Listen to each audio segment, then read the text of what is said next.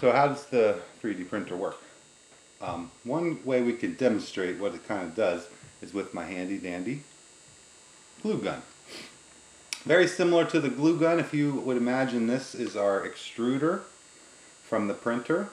We're going to have a material, in this case the glue stick, that comes in. A heating element in here that will heat it up, which will in this case make the glue a liquid. Same thing to the plastic. A lot higher temperature. I don't know what temperature our handy glue gun gets here. It's got a high and a low, but and it'll burn you. But the 3D printer, when it's printing, operates at about 215 degrees. So it is pretty hot.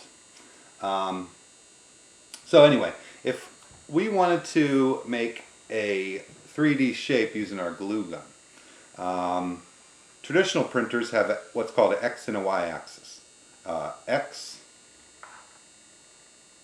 Y. Two different directions that can, this is how your standard printer might work. The difference with 3D printing is you have the Z axis. So this is the Z axis, X, Y.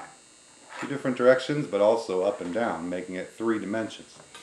So what our 3D printer is going to do is it's going to read the design that we give it, and I'll talk about that a little later. It's going to follow step by step by step. So any object that's made 3 dimensions, what the slicer program does is figure out layer by layer how to build this thing up. So it's going to work, and I probably can't see it very well on the video, but you can actually see the lines. Each one of those lines would be one pass of the print head. So if we wanted to make a cube, a regular printer would make, a 2D printer would make a square by going along the x-axis. That's not exactly the straightest line I've ever made, but hey. And then going along the y-axis. Again, we'll go to the X, and then we'll go across the Y-axis. Okay, now this is actually 3D because the material I'm using is 3D, but if you'd imagine this is a very small 2D layer, you can see the square I made there. So imagine on a 2D printer if that was ink. Will make a nice square on your paper. What the 3D printer does is it prints that, and then it does another layer up. So it prints one layer, it moves up the Z-axis to print the next layer. So we'll go around again and print right on top.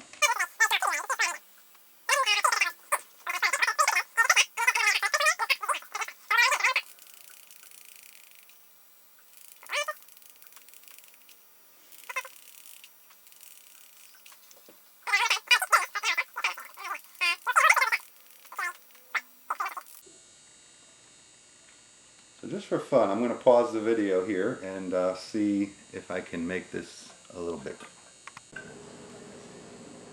Okay, so I put about maybe 10 more layers to my glue cube I'm making here. Let's see if we can remove it here.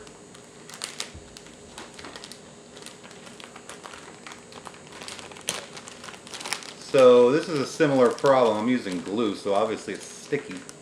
Similar problem to what the 3D printer has though. Where things that you print tend to want to stick to the build plate.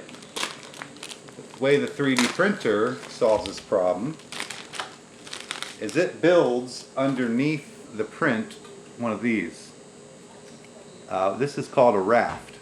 So that little pattern is printed on the build plate, and it makes it easy to break off. Not always easy, easier. So sometimes you have to get under there with a chisel and kind of pop that off. But your print will be attached to that raft, and it breaks off the raft real easily. It's designed to break off. But you can see after about maybe 15 passes, I've made a 3D object with the glue. Now, aside from the sticky, the other thing that happens is the glue is hot, and when it gets to the other glue it tends to melt, and it wants to sort of melt everything. It doesn't quite get there, but everything sort of wants to push down. The plastic we are using in the 3D printers, the filament, melts much quicker. So you can, I'll maybe even try to do another video where I show you, it comes out at that 215 degree temp, but almost instantly you can reach in and touch it, and it won't be too hot that it would burn you or anything.